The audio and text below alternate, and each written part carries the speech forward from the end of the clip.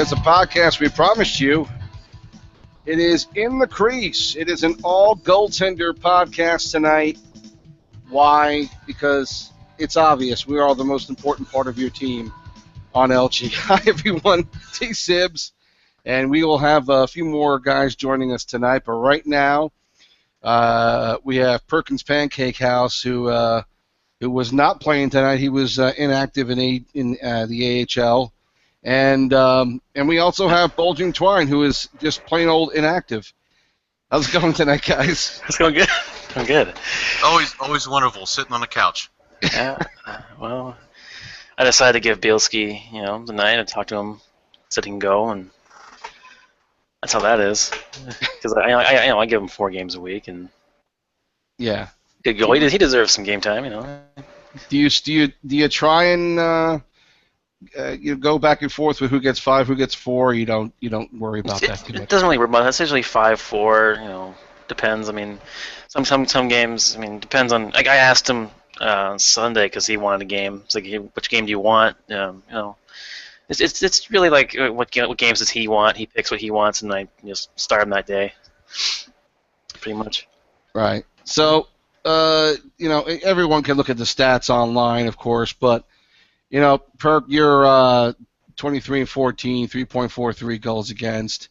You're up there on shots, which is the stat that I look at a lot because that to me tells you how much work someone's getting. And I do not have the best record, but I'm number 8 in shots against, and I like to say at least I'm getting a lot of work.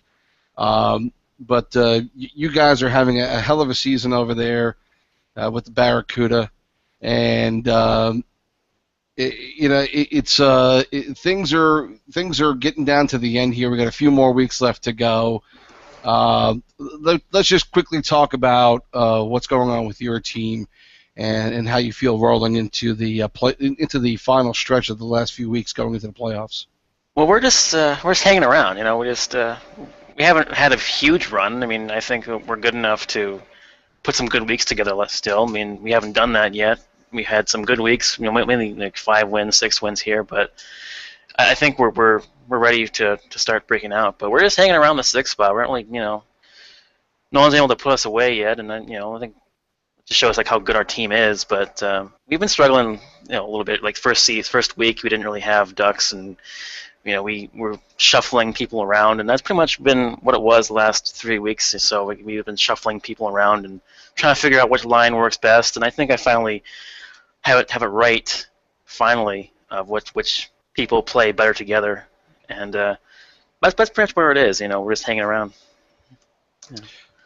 So let's get into the general discussion, and hopefully we will get NeWFie-KaNaTa on soon, and Mooner 2014. They're both in games, and we hope they'll jump in soon and get a chance to talk. But we'll start out with some of the basic questions. And the one question I think that a lot of people who don't play goal always wind up asking me at some point is, why the hell did you ever decide to play net?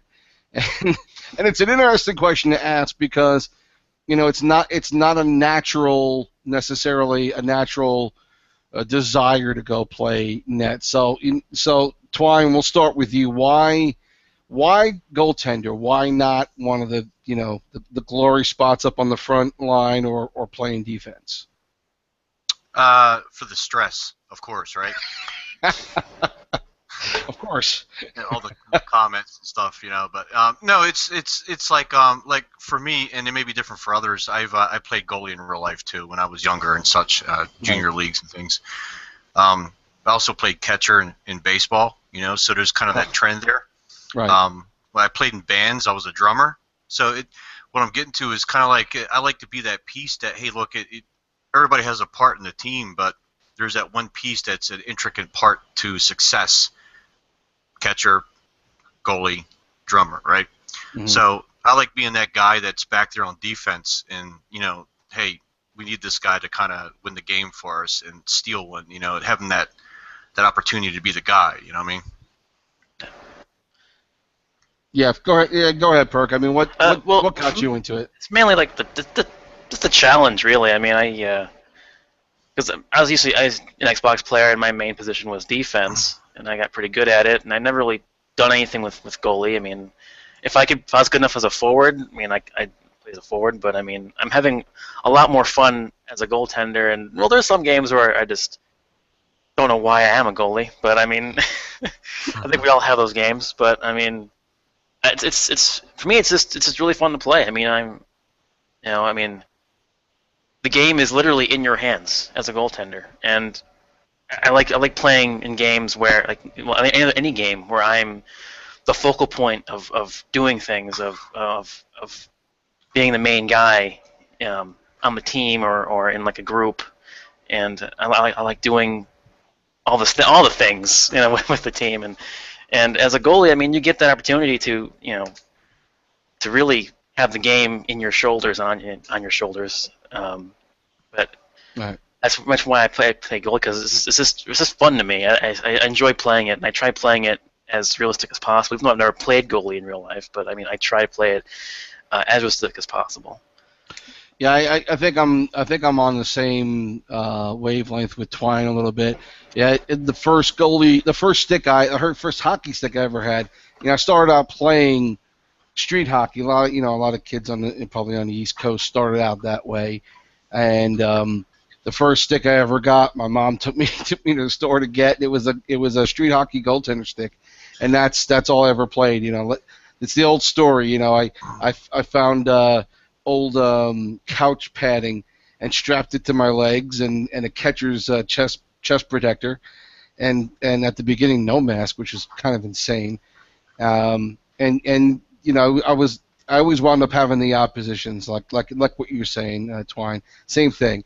And I just found it interesting. I didn't realize, because I really didn't get into this until 15, so there was no goaltender obviously, and I really didn't play it in the earlier versions that I had. I got into 15 online, and then when I heard it was coming back for 16, I'm like, okay, well, I'm going to try it out. And I tell you what, it was interesting at the beginning to try and play the position, because you're trying to think of it as how you play goal in real life, and it's sort of like that, but it's not quite that way. But I like the challenge of it. That's for me. I like the challenge of playing that position. It's fun to play the other ones. It's fun to score for sure, but I think the challenge of playing that position is what interests me in that. Let's move on to some other topics. I guess we were just touching on this, that in my opinion, there is a certain mindset that a goaltender has, and I think it's different than other players. Certainly in the real game, I think it's for sure that way. But do you think in an online, NHL 16 game, do you think there is a different mindset for a goaltender than the other positions? Can anybody play the position, or you think you need to have a specific mindset in order to play this position in this game? I don't think anybody can play this position at all. Like you can't you have to have the chops for it.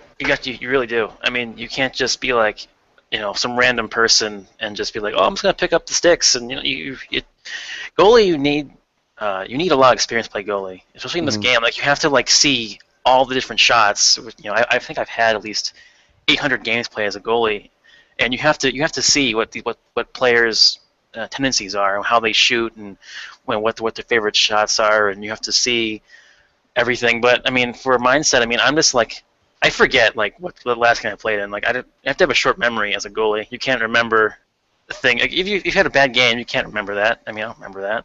Even if you have a good game, you can't remember that either. Every game, you have to just forget and just go for the next one. And that's cliche, but that's really what that is. I mean, you can't just, I gave up 8 goals last game. Well, all right, well, crap, next game. No, you can't do that. I mean, right. You have to have a really short memory, like a fish, and and you just gotta work at it and keep going. I mean, it's what goalie is, and it's also, if you're a new player, I mean, it's really unforgiving. If you're a new player trying to play goalie the first time, right. You're gonna get trashed if you're not ready for it. Twine, what do you feel about? I mean, I think you have a different mindset, period. But what do you feel about being a goaltender? Is that something that you got to be a little wacky to want to do, or it doesn't really matter in a game like this. I'm glad you said wacky, because one word that came to my mind while listening to him was the word crazy. In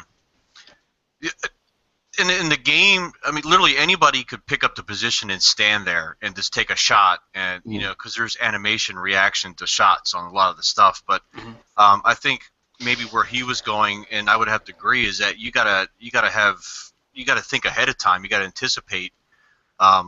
You got to trust your defenseman. So I mean, there's a lot going on in your head when you're playing, unbelievably, because it's a video game, right? But I mean, you got a lot going on up there in the brain, you know.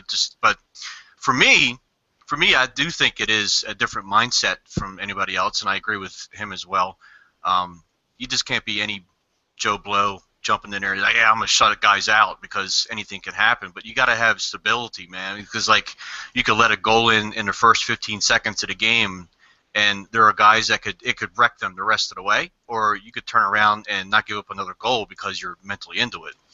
But back to the word crazy, I think maybe it's me, because I mean, I'm sure others would agree after reading some stuff today. But you gotta be different. You gotta be weird. Goalies are weird, man, because when the puck is in the other zone, you're standing down there all by yourself, and you're watching those guys go at it and just attack the game and strategically try to win the game, and you're that last chance to prevent them from losing the game. So you got to be mentally crazy to stand there and take on that pressure. So that's my mindset on it. Also kind of like detached from everybody else. It's like you're kind of lonely out there, but yeah, I mean, you have to be kind of be detached and just away from everybody else. Because I mean, also, you know, everything you do is in a split second. Like, I mean, the goalie automatically makes a save for you, but I mean, every decision you make literally has to be within a split second. Otherwise you can give up a goal or anything that can happen.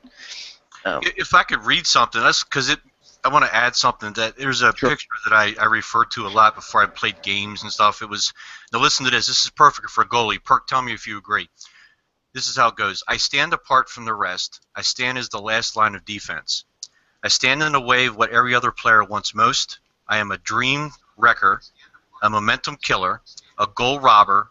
In my world, every puck is a threat, every puck carrier an accomplice. I defend my net on the principle that it is my home and that nothing comes in uninvited. Every save I make fuels the next, and every crease I protect is my own. I am satisfied only after I stop everything. I am a goalie.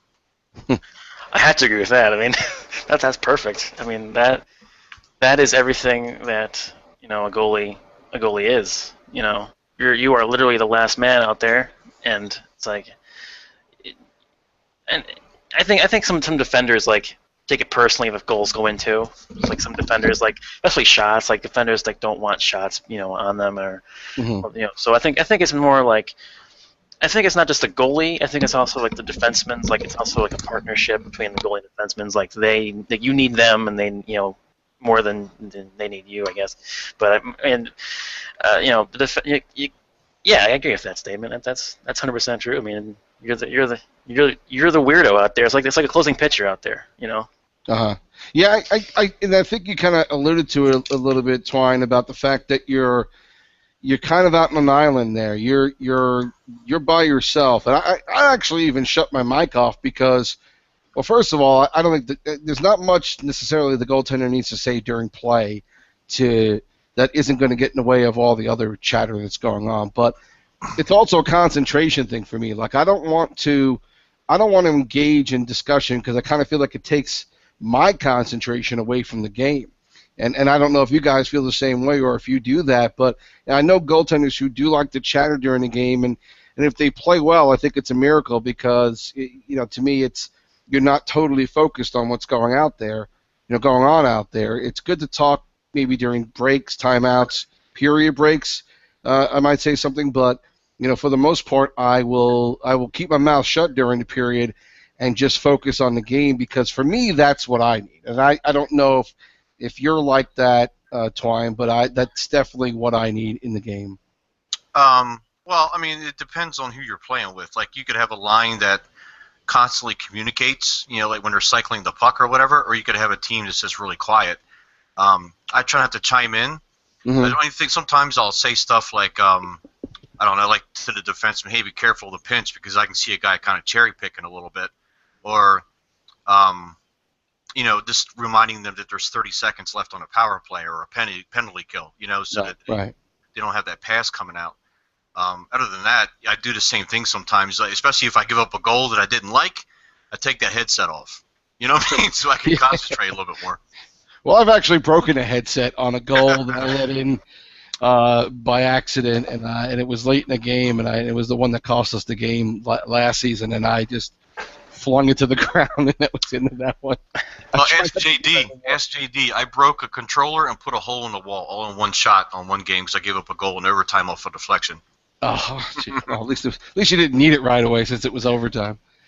Yes. Well, yes. I can't say that I've broken my headset or controller, but there are times where I've thrown my controller, but I haven't broken it, luckily. I mean, but it can be frustrating when you're playing goalie and bad things happen, especially when it's like weird bounces in front of you or stuff that you can't control. But I mean, frustrating is the perfect word, man. Yeah. Because I mean, when you're back there, you're lined up perfectly to a shot, and a shit hits you. I'm sorry, the puck hits you, and it just bounces. It goes some weird angle, and it goes in the net anyway, and you feel like crap. Right. But you were there. You were right there for that shot, and it goes in. My favorite is when go ahead. Well, I'm sorry, and just to close it, it's just I feel awful. I mean, I do because you want your team to win, and you give up that goal, and they don't see it from that angle. They don't know that, hey man, he was there, dude. You know what I mean? Yeah. So you feel like it.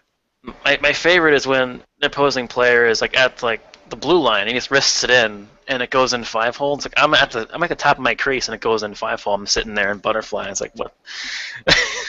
How does that go in? What about the cross? What about the cross crease pass from the left face-off circle to the right at the speed of light? It scores. There's nothing you can do, and you're like, I should have had that. Damn it! It's so fast you can't even react to it. My favorite is the puck hits you and your goalie freaks out and then it goes right in the net. That's the best thing. Like he does like a flip. Yeah. And that animation is the worst animation in the game, I think. Hey, we just want to mention that NeWFie has joined us now. He's done with his game. How did it go tonight, buddy? I kind of got my ass kicked by the Ice Caps. Been there, done that, baby. Yeah, we lost 9-7. It was probably the worst game I played this season, actually. Hey, let's get your thoughts on the mindset of a goaltender. Is it obviously in the real game? I think it's pretty obvious that goaltenders definitely have a different mindset than a typical player. But in NHL 16 for a game online, do you think there is a different mindset for a goaltender? Is it needed in this game? Do you think you need it for a video game? Probably not, but it might be because it's a little bit different. We do play like up to 6 games a week, so I find we are a little bit more involved in it. Like a lot of GMs are goalies, a lot of GMs, a lot of owners. You know what I mean? Because they're playing 6 games a week. They watch everybody play. They see a lot more, I find, because they're there. They play more games and they see it, so they can scout better, in my opinion. Hey, let's move on to just what's been going on with LG. Season 1, obviously, pretty good success considering we had a lot of TC guys who, could have used the CHL last season, and now it's in for Season 2. We'll start with you, Perk. How did you feel about how things went Season 1 in LG? Were you part of that in Season 1? Yeah, I signed up pretty much, I think week 4 I signed up. I didn't actually play until like week 5. The first game was horrible. I think I faced like 6 breakaways, and it was like the worst game I ever played. It's just because as a goalie, when you face breakaways, like oh my god, especially it's like every especially when it happens like back to back. Yeah. You feel like you want to throw up after that. It's like oh my god. But now, I mean, as far as Season 1 is concerned, Season 1. Did you feel pretty good about how everything worked out with LG? And it was. Yes, because you're in Season 2, but I mean, it was obviously up and down. I mean, I had the GM spot pretty much 2 days before the trade deadline, so I guess you can tell like how little I played. Like I played very little during that time because mean, at the time, I mean, our GMs quit like before trade deadline. I got the team, and I didn't play at all that weekend because I was busy. Because at that time, our team was like 13th or 14th, and I had made a bunch of moves to try to get the team better. And at that point, I mean, we fought our way to get to the playoffs and didn't work out. But because we had the Heat and they had Theos, and that didn't really work out. But I mean, at least we got there and we fought and we didn't give up. But I mean, season was really all over. Like it was interesting. I mean, I've never been in LG. I mean, I played in other leagues before, but I mean, this is like my first time in LG. I've heard about it because I've obviously an Xbox, but I mean, it was an interesting season. It was. I mean, I wish there was a CHL to me to start in, but I mean, I had to. I knew exactly what to do. I messaged the GMs before and asked if I could play with them to get some starting time or any play time. But I mean, I thought it was a good first season. I mean, it was a little shaky, especially at the end when they put in the playoff system that no one liked at the end. Right. It was like 3 days before the season was going to end. It's like you put in this new playoff system. Well, there are enough people bitching about the one that we have this year, which is actually what they do in the real league. But they're definitely. I don't think you're ever going to make anybody totally happy about the playoffs. Because I think the big thing about people bitching about that is that fourth wild card spot, like where it's like you have a team that isn't as good as a team that's supposed to be there, that has more points, that has more wins, that has better players. I mean, I'm not gonna say anybody that in that seventh spot doesn't have good players. I mean, the Griffins, the Wild Moose. I mean, they're all in that battle there, but they all have good players. But I mean, I think in the NHL it's based on just points, right? Yeah, so I mean, I think it's something that people just don't really like. I mean, you deserve to be there because you have the points and you have the wins and you have the players to show for it. And if you're not going to be in there, then it's like, what are we doing? Yeah. Twine, were you in season 1? No, I didn't hear about it till like February, and it was too late, and I figured I would just practice before 2. Oh, did we lose him? No, I'm here. Oh, okay. So obviously season 2, your first one. So and of course, maybe people know a little bit about what's been going on with you. Certainly, it's been talked about in the chat box. I don't want to really delve into that right now unless you really want to. But I mean, for the time that you were in the league, and obviously AGM and GM duties, I think anybody who does that is nuts. But I also have a ton of respect for them for doing it because it is a thankless job. It absolutely is. But other than that, the actual playing of the games in the league and how the league, is structured, you pretty happy with what LG is doing? Absolutely. I'm 42, man. So you and I are in that same boat, right? So when we were younger, we didn't have the opportunities of structured leagues for video games, for stuff like that. So seeing this here is a good opportunity. It takes me back as a kid. When I first jumped in, it was cool. I was doing the scouting games, and I stuck to the CHL scouting games because I didn't want to come in and say, hey, I'm an NHLer, man. I'm going to win 50 games. I wanted to come in and start from the bottom because I thought that was the right thing to do. Right. And I ended up getting bid on by an AHL team, and that was cool for a couple of weeks. And then I ended up on the Crunch, and I got nothing but great things to say about the Syracuse Crunch. JD is a fantastic GM. If anybody's ever talked to the guy or played with him, and he made that experience fantastic for me, man. He had a lot of faith in me. They made me an AGM, which I was kind of reluctant at first because I don't know what the hell you're talking about, but so I did it. But and I the one aspect I liked about the LG for season 2 was that the training camp guys, and from a guy who just joined the league and was probably a good chance wasn't going to see any playing time, I lucked out. But I had a soft spot for training camp guys who get thrown onto that 30-person roster piece and don't see any game time. So I took over training camp games for those guys, trying to see them get some ECUs, and I liked that aspect of it. It was very cool. But overall, honestly, I give the guy that runs the site a shitload of credit, man, because he's probably got a million things going on in his life, and this site is fantastic. Down to the statistics, the league, the scheduling, the stat updates, everything. It is structured so well, and I love every aspect of it. I'm upset that I'm not playing right now, but that was my own decision. And if I could go back in a heartbeat, I would. But I'm just going to, kind of wait it out till season 3, and I kind of want to start out in the CHL and experience the whole process, But season 2, I think it's a fantastic project he's got going on. I love it.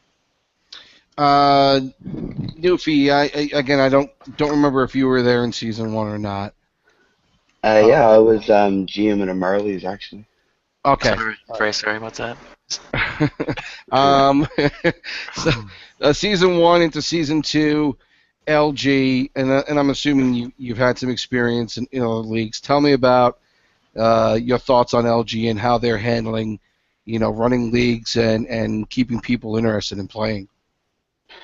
Oh, well, I like the all they're trying to get into the streams and all that. I think that's really helping. All the things you guys are doing, or if it can get expanded a little more, maybe advertised a little bit, that'll help a lot. But regards to me, my first experience with LG was last year, like right at the beginning of season 1. I was actually Googling some like a Reddit post for a club. I came across the LG website, just signed up, and the GM position came up from Hesper Buds, I guess, from owner of Leafs, and I took it because I'm a huge Leafs fan.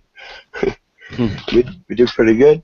Had a little crash at the end of the season there, went from 3rd to 11th, but it was a good experience. I enjoyed it. My first time ever playing net was 2 weeks before I joined LG, but I've been really enjoying it. It's probably been the greatest gaming experience of my life by far, like beyond anything I did. I played a little bit of Call of Duty, like tried to get into a little bit of Pro, but like just the community just it's all cynical. Like there's egos in this game, but it's all for fun. But I find other communities were a little bit too cynical, like in MMORPG games, just like too much in depth. Like people are too into it. This is like so laid back and so like enjoyable, and all this like I guess Perkins as it was saying, all the stats and everything. I so enjoy like OCR system is amazing. It's so simple. It's so easy. It's a great invention. I hope you got a patent on it. No idea about that, but I guess we'll find out. So let me just add on to what's going on with season 2. We added the CHL on this year. Obviously, there's a bigger player pool to pull from. You want guys to play this game and be interested in it, but having that bigger player pool, is that a good thing or a bad thing for somebody running the club, for any of the players who have already been there for season 1? I mean, I'll throw that out to whoever wants to answer it first, but I don't. Obviously we love the interest in the game, and I think there needs to probably be even more teams, and I think they did that in Xbox. They expanded the I don't know if it was a CHL or the AHL to 60 teams. The CHL. CHL. So is that what we need, or is this bigger player pool a good thing or a bad thing in your mind? I think it's both. I mean, Yeah. because you want the large amount of players as possible, but at the same time, I mean, there's not enough roster spaces for everybody. Right. Because you can have 17 people, minus the GM and the owner and whoever the AGM is. But you can only have 17 people on a roster, and not everybody is going to be able to play that roster. And that's something that I think new people they have trouble grasping, is that you have to you have to have a certain amount of people on the roster, and I know they want to play, and I want them to play, but sometimes there's not enough room. There's no room for them to play. So there needs to be a CHL there for them to actually get on board and play in that league.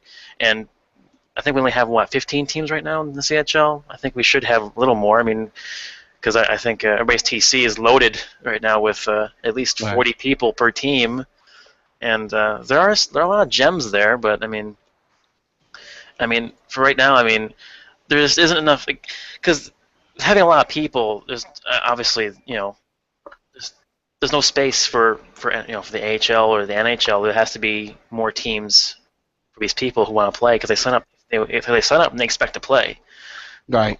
Yeah. And Twine can answer that because again he was trying to do a lot with the training camp players, getting them involved. And again, you've had that experience. So talk to me about the good and the bad of all this expansion. Do you think these guys who have signed up, who are desperate to play, how do you keep their interest this season? And do you think they come back next season? It's a good question. I agree with Perkins, man. I think it's kind of a bad thing, really. I don't know how to best describe, like maybe some kind of a fix to it, but maybe set a limit to how many people are allowed to sign up for the season and a deadline for that. Because if you look at the randomly assigned players at the end of the week, like I saw the stress that JD went through trying to, hey, help me out with finding out who's active on the team. And I'm gonna tell you right now, that was the most painful thing ever, other than watch them, my kids be born. But because that must have been painful. But I mean, you randomly get assigned. You cut 8 guys who aren't active, and you get 8 new guys randomly assigned, and 7 of those guys aren't active in the league. So you go through the same process. So it's not like there's literally 2,000 people that are ready to play. I agree with Perkins. I mean, there's some guys in there that are gems that you'll randomly find. I had to dig and constantly message to get a hold of guys, and once we got them in, they were they were gung-ho as hell. They were fired up to play, so it was fun to see that. But I think there should be some kind of better structure with the random assigned players, like maybe there's some kind of check with activity on the site or something like that. Right. I don't know if that's done, but I think the player pool is way too big. Way too big. You should cut down. This is my opinion. I mean, the guy is doing a great job. It's just my opinion that the training roster, the TC roster, shouldn't be so large because there's a ton of people to try to check for a GM or an AGM, and it's there's too much going on for that guy. You can field 2 teams for every TC roster. Yeah, absolutely. Yes. Yeah, and I agree. I think there's an overload, and my fear is that we lose good players who never get a chance to play, who get frustrated and go somewhere else to play in an organized league. And I think that's going to happen no matter what. Hopefully, some of the better guys, some of the guys who are a little bit more mature will understand how this works, and that if you're 17 players on your roster, 15 say we'll leave the 2 goaltenders out. If they want to play every game, they have to play their minimum 3. And I guess it's up to the GM or AGM to decide whether or not they want to throw one of those games at a TC. But it's awfully hard to do that and not piss somebody off. So, goaltender, maybe you throw a game at a training camp goaltender every once in a while because you've got so many games. You typically have no more than 2 goaltenders on a team. And so you have an opportunity maybe to take one and throw out a player. But for the other positions, it's awfully hard to give any training camp guy time. Well, to add to that, though, the CHL has kind of helped a lot with that. And if you expand it a little more and get some more owners out there, and could help out with a lot of players playing. Because I know when I was GM in first season, there was a lot of messages, a lot of negative messages sent my way because people couldn't get playtime. Right. And I'm only AGM this year. I'm not sure if my GM member page gets more messages than me, but I've got 1 so far this season. So I had about 20 at this point last season. If I can add, I just think it's the timing issue. It's only like the second season for PSN. If you look at the Xbox side, they literally have 60 teams in the CHL. They have literally 60 owners, I think, right now. So like that pool can be fed in. Players will get time, but I just think the people just need to be patient for the PSN side as the league grows. I think at Perkins, you said there was 15 or 16 in the CHL now? Something like that now. Yeah, so I mean, if we just allow it time to grow, more people get experience and become owners in the CHL, those players will get time to play. Yeah, I don't know what we're going to have to do to recruit owners in the CHL, but I think that's going to be the biggest issue is finding enough guys who are willing to do that. East Coast Hockey League too, I guess soon. Oh yeah, the new game. Yeah. I mean, it's going to be interesting to see. I don't know I don't know if we find these guys, but hopefully we find enough of them who want to be, an owner of a CHL team. And I think if you've been a player in this league already, you either have a desire to try it out, or you're like, screw this, I'm never going to do that.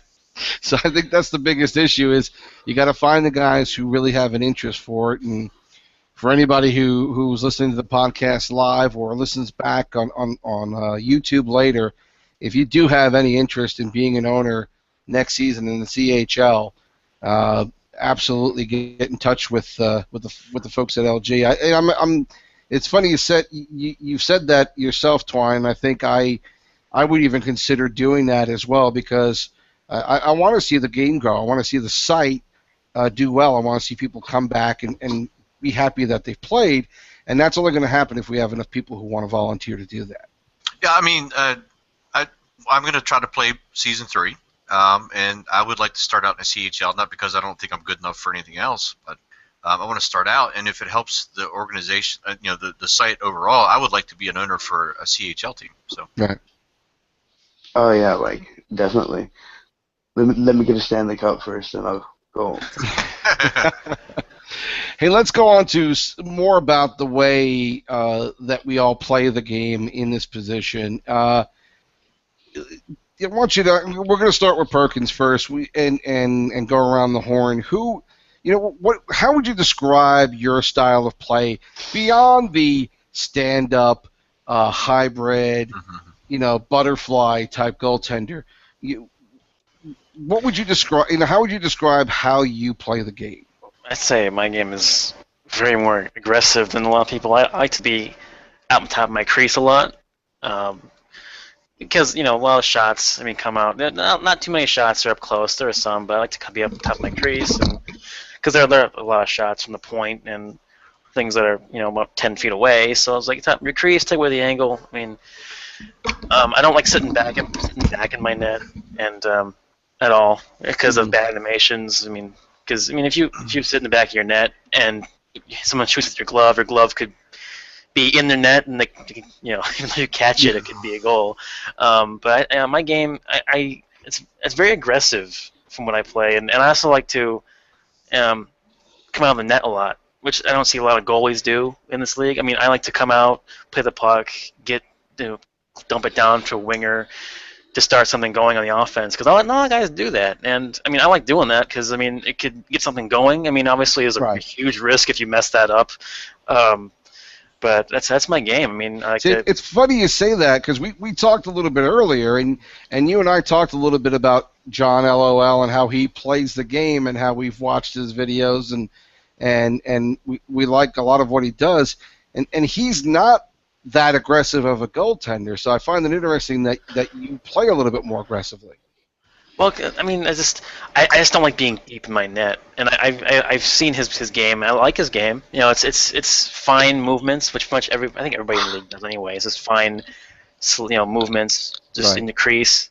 But I like to add a little bit of my own aggressiveness to it, especially if you're playing like a hybrid goalie. You have to take advantage of the aggressiveness that the hybrid has. Right. And because if you see like a screen happening, you have to be right behind that guy who's screening you and be right on top of that. You have to, and if you see like defensive one-timers coming, you have to be on top of that crease. You have to see it.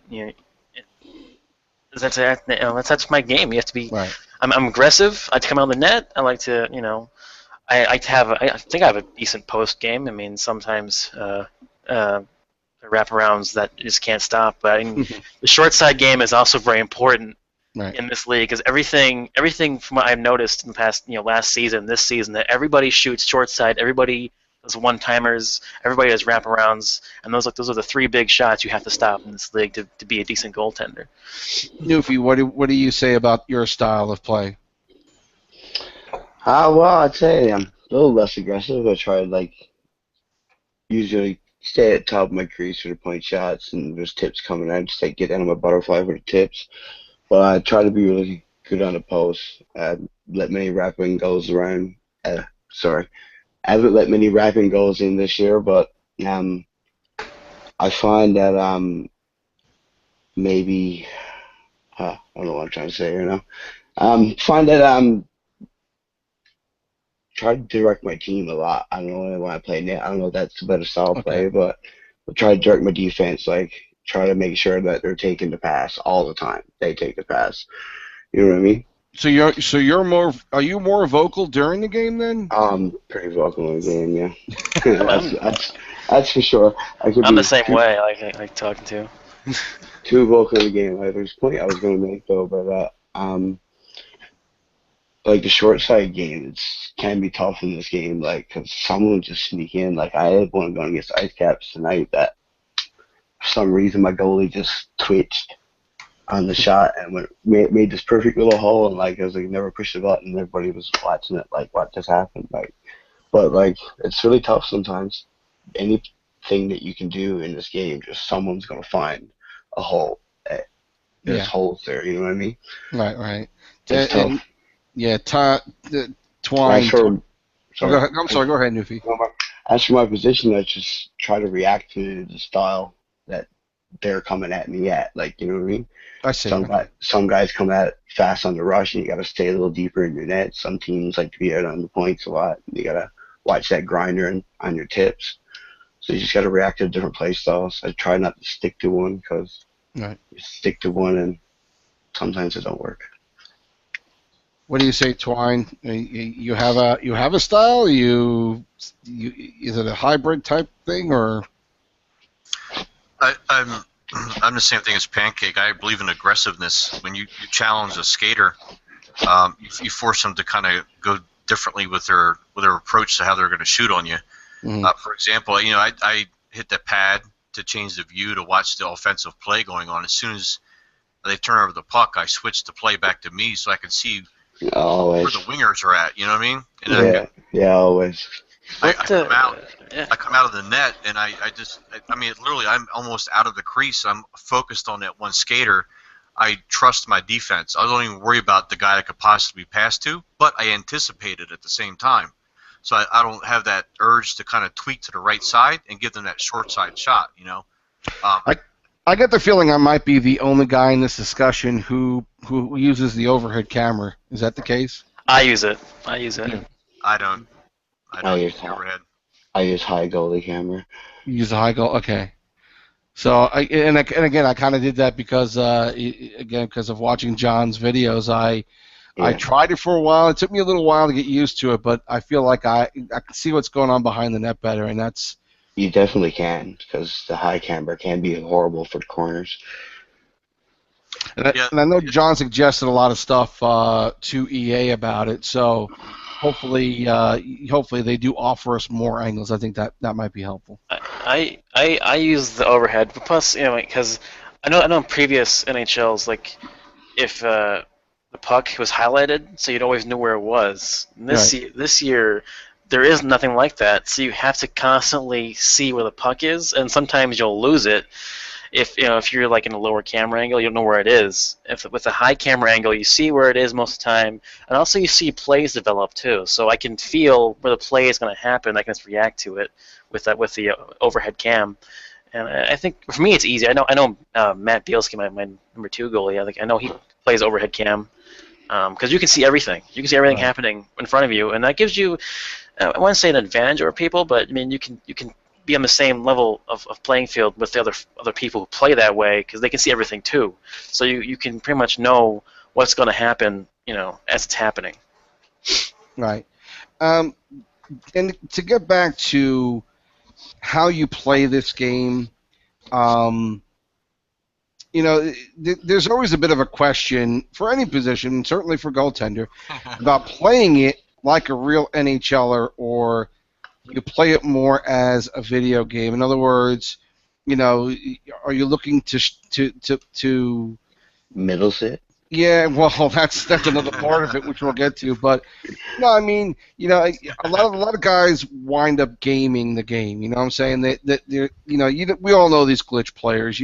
That's what they count on. They tend to not be in the league. They tend to be doing drop-ins all the time because they want to score 50,000 goals in a season. But But there is a mindset of a video game player, and I think it's different than the mindset of of somebody who's actually played the game. So, do you try to emulate the style of a real goaltender, or do you approach it with the gamer mentality?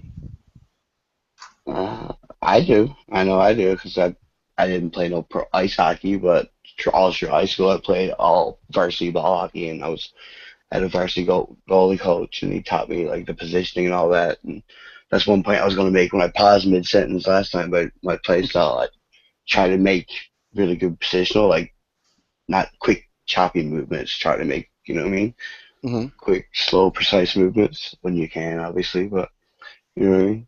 But Mm-hmm. that's my point.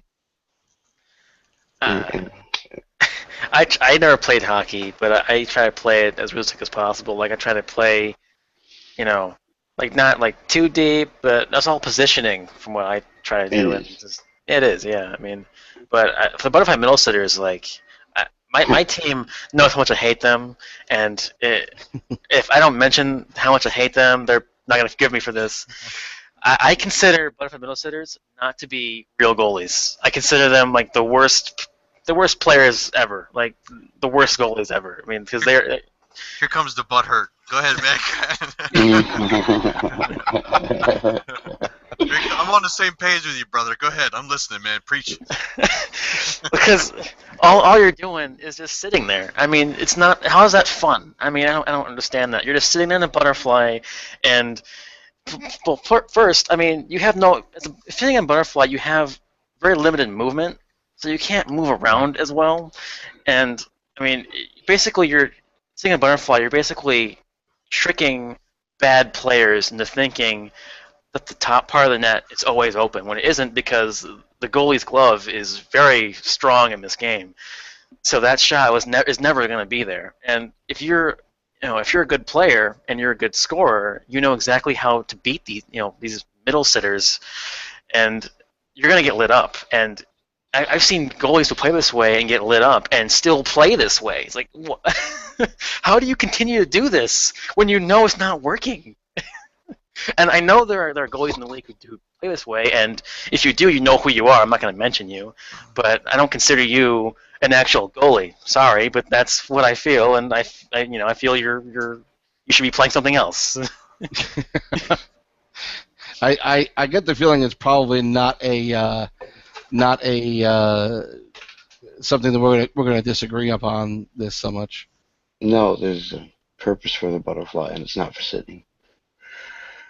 And to your point too, Newfie, I think it's not playing the game the way the game is meant to be played. I mean, it's not how you never see. You're not going to see Lundqvist sitting in the butterfly the whole fucking game. I mean, that just doesn't happen. So, and obviously I'm pissed off about it because I just cursed. But it's it's annoying. Oh, you want curse, and I give you curse. No, I'm just joking. But seriously, I just want to jump into the emulation question because I think we kind of jumped ahead. But the emulation one, yes, I agree. I emulate a NHL player. I grew up, and you probably relate to this, Sibs, being from PA.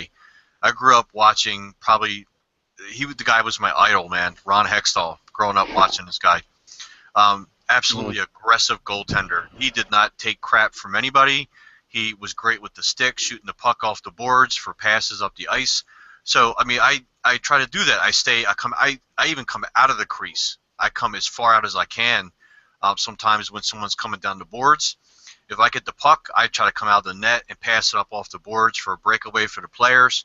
I just an aggressive style. And again, back to what I said earlier, I trust the defenseman. I stick to the puck. I don't let some guy come in on my right side cloud my judgment, but yet I keep him in sight. You know what I mean? Right. Newfie, do you have something to add, or are you?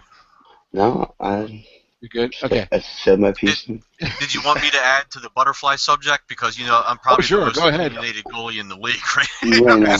You guys are pretty much said everything I could say about it because you know what I mean. They're not goalies, and that's just the bottom line.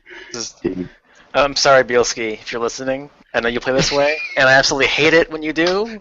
But I mean, whatever floats your boat.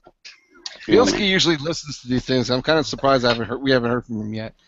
So what I would like to add about the butterfly is that if there's any forwards listening, when they're sitting there like that all freaking game, being lazy as hell, just do a slap shot along the ice. It will bounce right off their leg pad into the goal almost every single time. So just throwing that out there. But I agree with these guys, absolutely, NeWFie and Pancake. I think it's a lazy way to play the goal. I think it requires no skill whatsoever to sit there and hold a button all day long. You're not playing a goalie position. You're not using skill. You're not thinking. You're just sitting there and hoping you make a save. And I think probably 80% of your saves that you make in that position are all by chance. Yeah, absolutely. And yeah, you're in butterfly. Your pads are angled out to the corners of the net. If anyone just shoots it on the ice a little bit off center, it's going in. Yeah, it's absolutely the right way to play that one. That doesn't make any sense, too, because the goalie automatically makes saves on his own. So you don't have to be doing that at all. I mean, right. The secret's out there, guys. We don't really do a lot of shit, man. We just stay in front of the puck. The animation does the rest. You know what I'm saying? So, like, if you're in your butterfly and they're coming on a breakaway, any movement you make, you're committed, and they got an opening. Right. It doesn't work. I don't know why they do it. I get it if they use the precision control while they're in that, but it's still kind of like you're when you move just once, it's like you're all over the place. Yeah, you know? there's more commitment to the movement, right? I just think it's lazy. It's completely lazy. No skill. I'm sorry. Go ahead. I think we've made it clear to everybody that we do not like the middle sitters.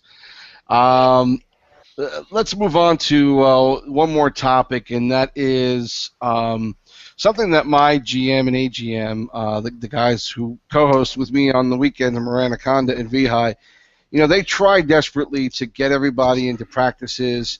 Obviously, lines, offensive lines, defensive pairings need to work on communication, being able to play together on the ice, not bumping into each other constantly.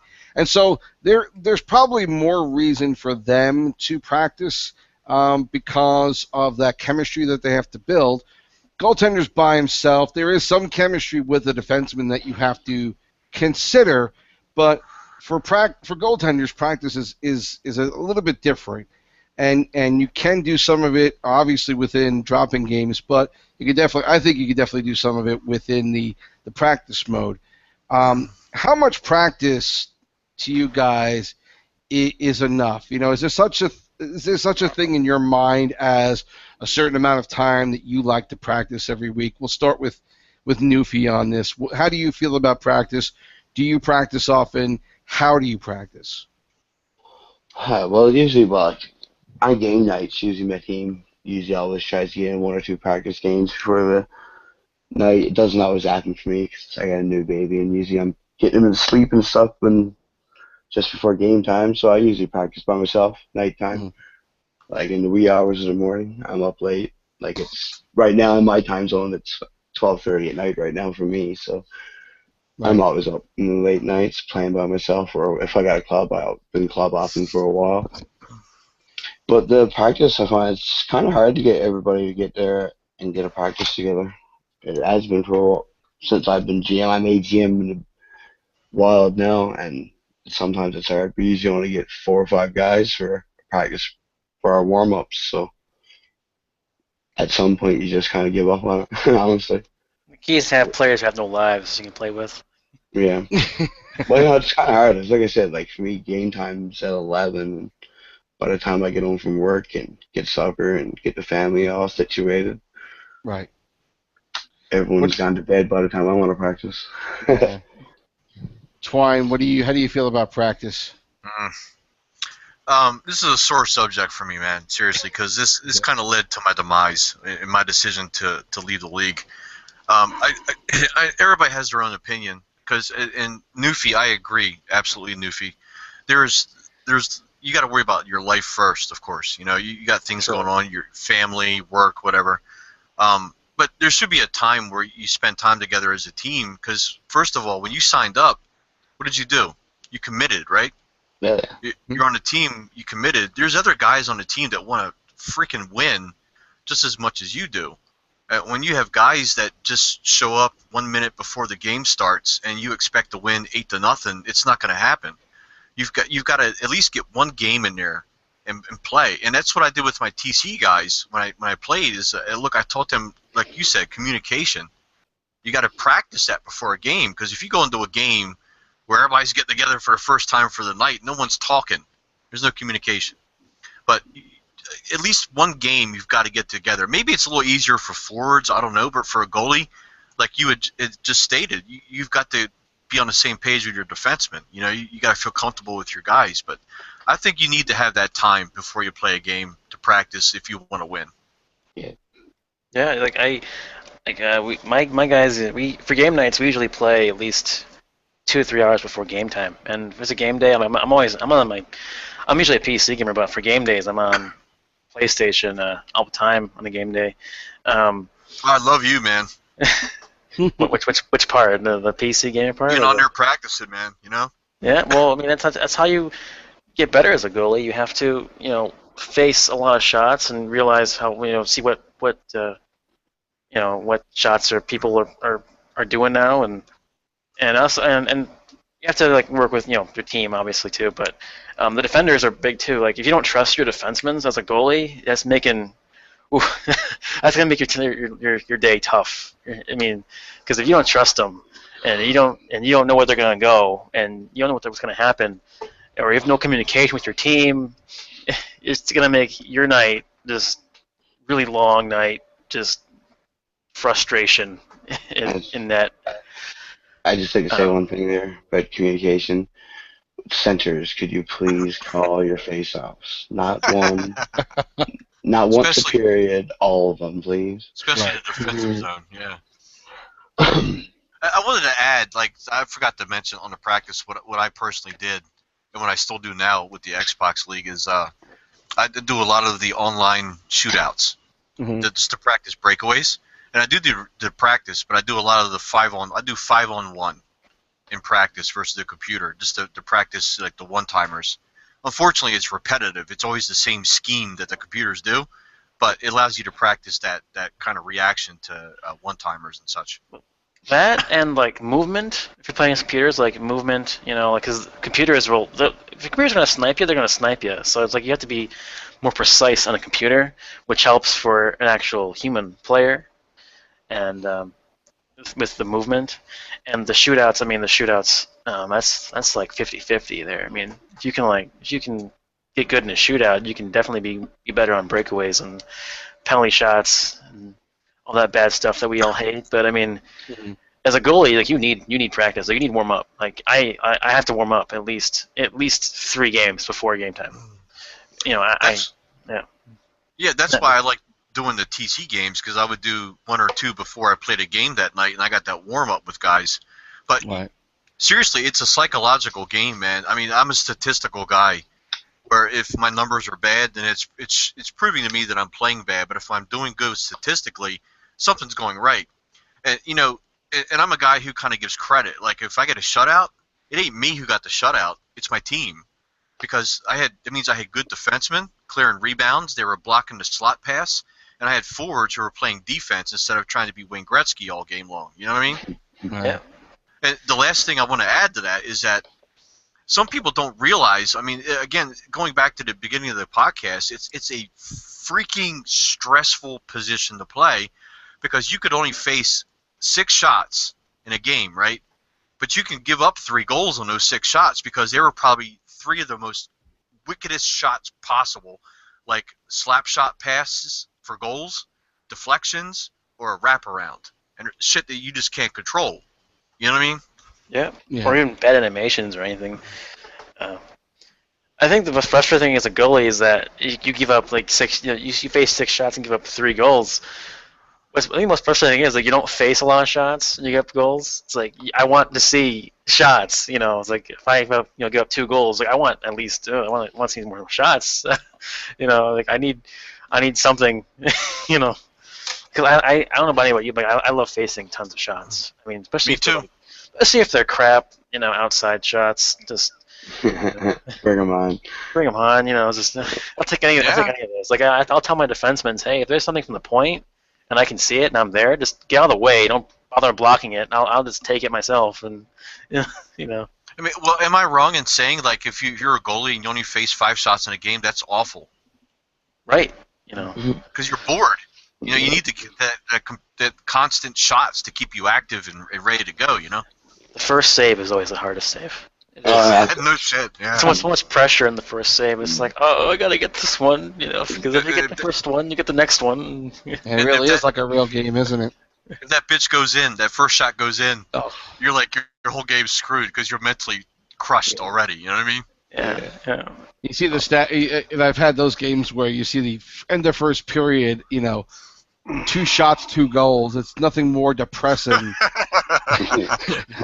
Like, I'm a piece of garbage right now, and the rest of the team wants to freaking throw me off a building, I'm sure. I was mentioning this earlier to Sibs earlier that if you're doing bad, you're doing poorly, the other team will be on you like a pack of rabid wolves. Like absolutely. they will see that and they will start to fire everything on net and just try to score as much as possible because they know that you're down and they want to freaking tear you apart. Like they want to eat you alive. So let me ask you a question then. Since and in T-Sibs, I love this podcast. So I'm glad you had me on. Thank you very much. You're welcome. I could talk all night about goaltending, but let me ask you, NeWFie and Pancake and Sibs. Let me ask you, is it a different mentality when your team is not getting shots on goal and they have no goals, and it's harder for you to make saves mentally to play well as opposed if your team is up 3-0? Yes. My whole mentality is that if we're not scoring, is just even if I get up a goal or two, my whole mentality is just hold on. Just hold on long enough for them to actually do something on offense. You know, just make a save here, make another save here. Just hold on as long as possible for them to get on track. You know, it's like that's all you can do. You can't do anything on offense, so it's like just as long as you just stand your ground and don't give up and keep holding your and just try to it's like a war of attrition as a goalie. You have to hold on as long as possible. So when you're watching in that different view, when your team's in the offensive zone, and you're like criticizing every move in your head, you're like, oh man, he was wide open, man. Come on, you could have passed that puck. Yeah. I absolutely do that. Go listen to some of my streams. I'm pretty sure there's some vocal language. Yeah, there's definitely times where I'm watching the offense and I say this, I'll scream to myself, pass the damn puck. He's trying to dangle along the boards. He's got somebody behind the net he can go to, and for some reason still wants to try and get out of there and get in front of the net, and it just drives me nuts. But yeah, there's all that stuff, isn't there? I would say there's no one harder on anybody than I am on myself, though. Sure. Like, it's bad sometimes. Like, it really it feels bad. You know what I mean? Like, just let you guys all down. Sorry. I hate it especially when we're on PK, we're winning by a goal or two, and we don't dump it out. It's like just get it out, please get it out. Yeah. It's like a couple nights ago, my boys had 30 shots, and the other team had 11, and we lost 4-3. And I'm like, oh. Yeah, I've had games where I have a couple of bad games with maybe a certain line or D pairing. I play a game with another group that plays fantastically, and I just want to send them a link to my Twitch account and say, watch this game, please, because this is how you play defense. I so desperately want to say, here's what you need to do, please, for the love of God, study this and do it. I think, well, if my team's winning, and I give up a few goals, and if I'm playing like crap, I think the biggest thing, like if you make saves, like huge saves in the final like minute or two, and you still win the game, even though you play like crap, I think that means more than the goals. Like you've held on long enough, you've done just enough to win. That's fine. I seem to have played better. It's just my opinion from visually being in the goalie position. I seem to play better when it's a tighter game. I think the goalie's job is just to keep the team in the game. If you're down by a goal, you're up by a goal, keep them in the damn game. If you're down by 5, what are you gonna do?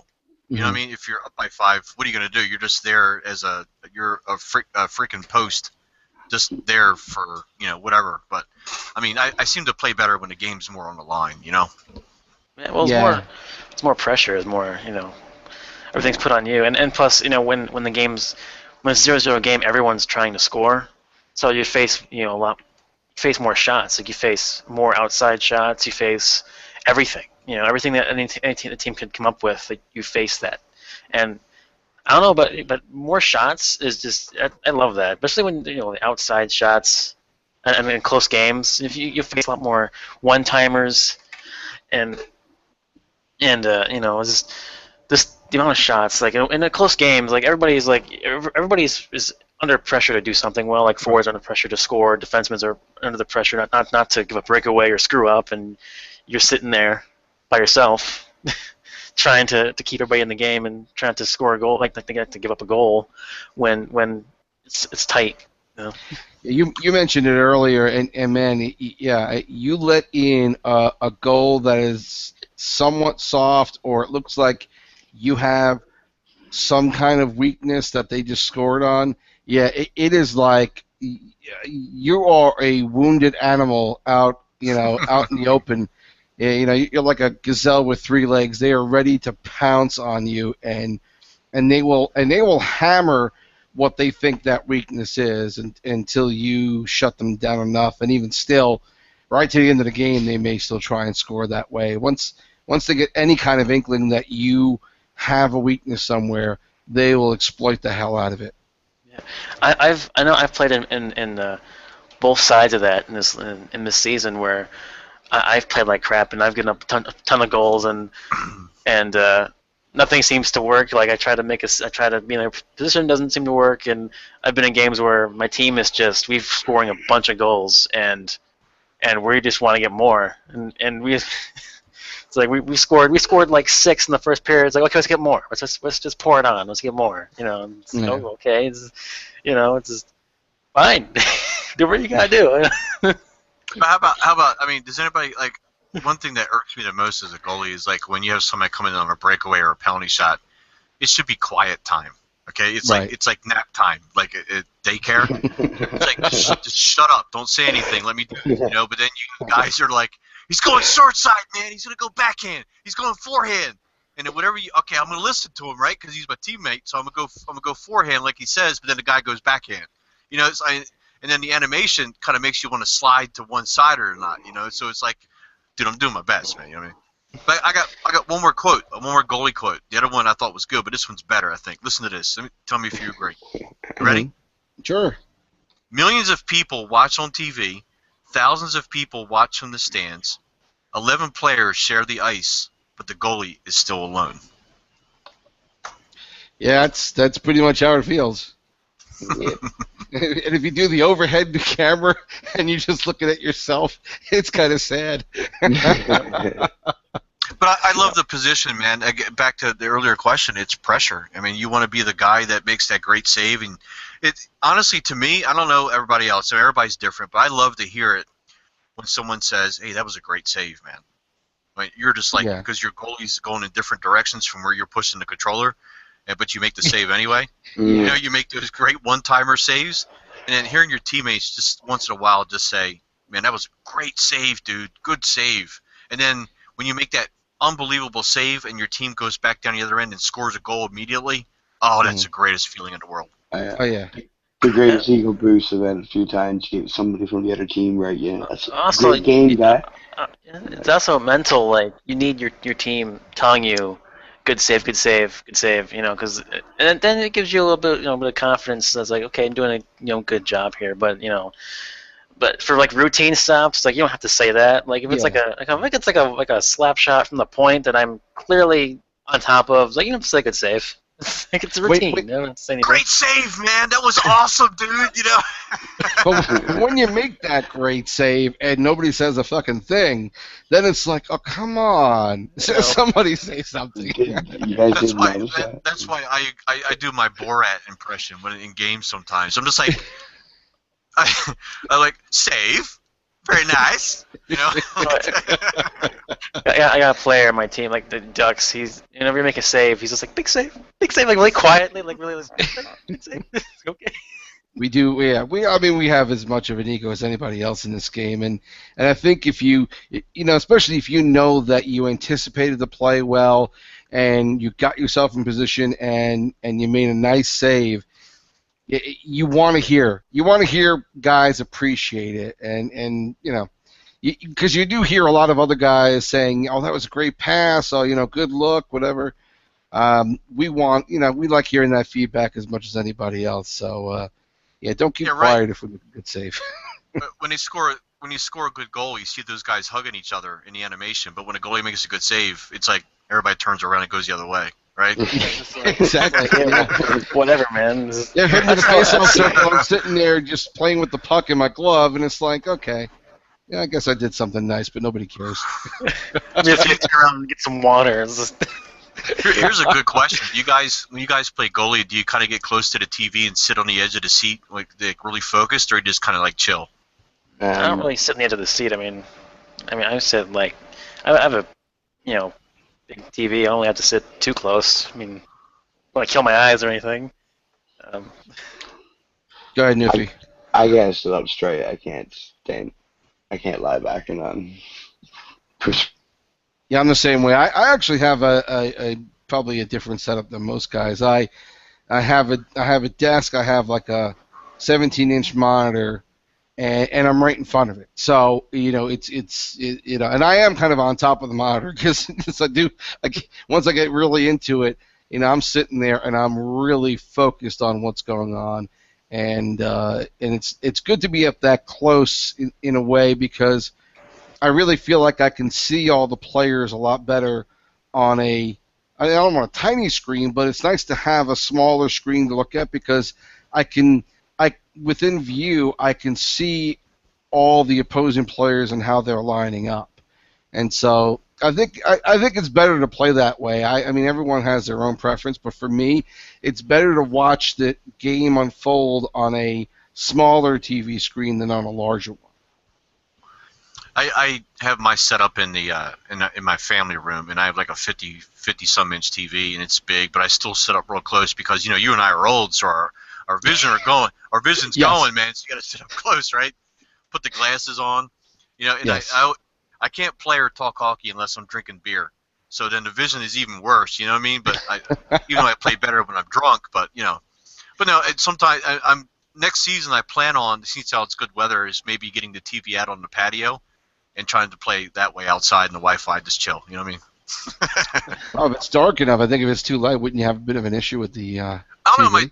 My TV is shitty. I got a Samsung, and it like after you're playing for a little bit, it kind of like darkens a little bit. I don't know what the hell that's about, but Maybe it's just need a new TV. Yeah. it's only a year old, man. Oh, that's not good. That's probably why I gave up 11 goals twice. maybe that and the beer. Yeah, that might be an adding factor to it all. I think we're gonna wrap this up. Oh. It's getting a little late for everybody. Oh, we'll do more of these. Trust me, we definitely should do more of these in the offseason. Try and get a few more other guys on with us as well. But there's one. There were some comments about. There were some comments on the YouTube chat. A lot of good shout outs to Twine as well. I don't know if you saw that Nate Nunya. He said he wrote, "We miss bulging. All teams need to care about their TCs like Twine did. Most teams don't care their TCs. Don't give the TCs a second of time until they need an ECU when in a pinch." So he had some good things to say about your work with training camp players, Twine, and I think that's all people need to know. If you want to know bulging Twine, go back and listen to this podcast, and you'll get a sense of who Twine is and who Perkins is, and I think hopefully you've learned a little bit about all of us tonight. We're nuts. You have to be. You have to be nuts as a goalie. I mean, it's just. Also we have very few tools to work with because this game is more focused for forwards, and the defenders. Like we're like already at disadvantage already, so it's like you have to be nuts to play this position in the first place. You wanted to? I'm sorry. I didn't mean to cut you off, Twine. Oh, no, I wasn't going to say anything, but thanks, Nate, for the kind words. And I don't. This show doesn't need to be about me, but I know there was a lot of talk about me, but it is what it is. I chose to step away because I felt like I was hurting the team I was on. Someone takes a chance to trade for you. You want to go in and do a good job, and I was having some bad games there. I mean, there were other complications, of course, but I made the decision to make the decision that I did. And I just want to move forward to the next season and start out at the bottom. Not saying that it's the bottom, you know what I mean, but start out right. The first step in the CHL and just experience it all the way I should, instead of jumping into a different situation and maybe hurting a team. Well, I can tell you this much. I'm looking forward to getting you back for season 3. The league is less without you, and it'll be fun to actually be talking about games again at some point, and about NHL 17. But hey, listen, thanks for coming on tonight, NeWFie, as well. Thanks for jumping on right after your game. I appreciate you joining us tonight. And same thing, Perkins. We had a good talk before the show happened, and we got a lot more out today. So I think between the 5 of us, or the 4 of us at least, we have plenty more podcasts in us. I can go on for another hour. I mean, I could as well. I do want to shout out. I do want to say, JD Forthy, one of the best, if not the best GM in the league. The guy is a fantastic guy. He treats you with a lot of respect. So, a big shout out to JD Forthy. He dealt directly with you on that team, and he had a lot of nice stuff to say. He had plenty of nice things to say about you and a lot of respect for you. And to me, that's the guy I listen to on these comments about anything that has to do with Twine. JD, worked directly with him on his team, lost him, and still said a lot of the good things. And that tells you right there what the situation really is. So good guy. Yeah. A lot of respect. All right, guys, thanks a lot. I appreciate you joining me tonight. I'm glad we got a chance to do this finally.